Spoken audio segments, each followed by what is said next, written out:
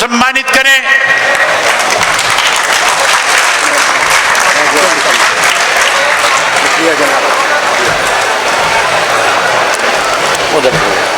और शॉल दे करके आपका सम्मान बढ़ाएं।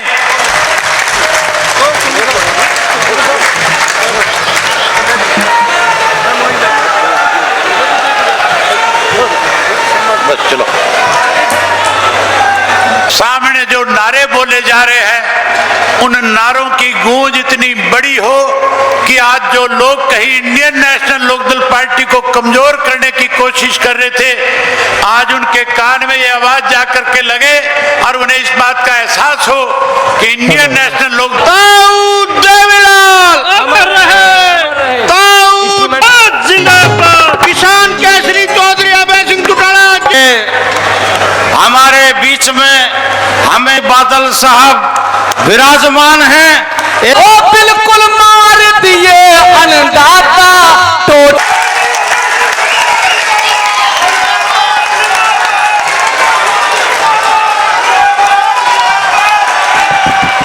चौधरी देवीलाल, चौधरी देवीलाल, चौधरी ओम प्रकाश चौटाला।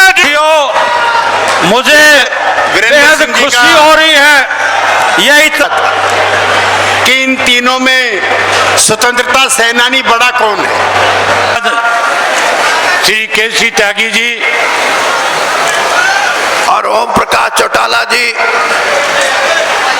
जिन्होंने इस कार्यक्रम को जींद की धरती पे जिसका आयोजन किया है, मैं उनका भी धन्यवाद करता हूं कि आपने जींद को छांटा इस काम के लिए। चौधरी देवीलाल जो एक कर्मठ और एक ऐसे नेता थे जिन्होंने इस गांव के समाज को लड़ने का, संघर्ष करने का, अपने अधिकारों को मांगने का, लड़ाई के माध्यम से, संघर्ष के माध्यम से एक रास्ता दिखाया था जिसमें आज भी हरियाणा चल रहा है। आज जो संघर्ष की बात है, वो संघर्ष एक दिन में पैदा नहीं होता, एक महीने, एक साल, 10 साल में पैदा नहीं होता। संघर्ष के लिए सदियां लग जाती हैं। देवीलाल जी ने जो किया वो भारत के इतिहास में एक और बात भी मान कि अगर कुर्बानी करने की बात आती है तो वो भी देवीलाल जी से आपको प्रेरणा लेनी चाहिए। आज तो लोग गांव की सरपंची के लिए, जिला परिषद की मेंबरी के लिए, एमएलए बनने के लिए, एमपी बनने के लिए, मंत्री बनने के लिए, मुख्यमंत्री बनने के लिए मर्यादित राजनीति को भूल जाते हैं और ये देखते हैं कि हमें कैसे मिले।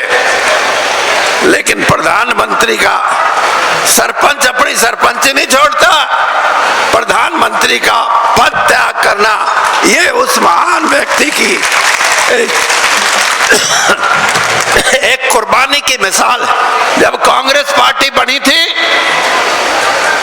तो जब तक महात्मा गांधी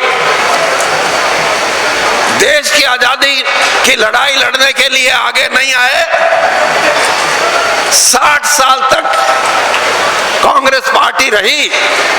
लेकिन आजादी की लड़ाई अगर लड़ी तो महात्मा गांधी के आने के बाद। क्यों?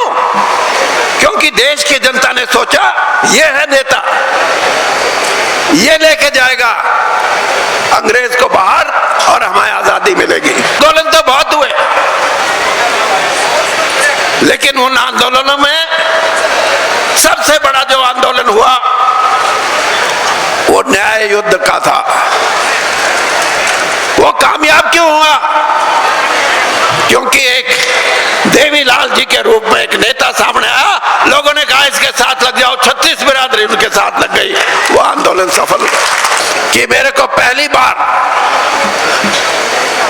चौटाला जी ने निमंत्रण दिया कि वीरेंद्र राणा भाई, इनको ये था कि शायद वो बीजेपी में मेरा नहीं आओगा, नहीं आओगा, हाँ, मेरे लिए देवीलाल जी, मैं जानता हूं, मैं 1977 में एमएलए बना और पहली बार जब उनसे मिला तो मेरे को कहते बोल वीरेंद्र तेरे को क्या चाहिए। मैं तो कांग्रेस में था।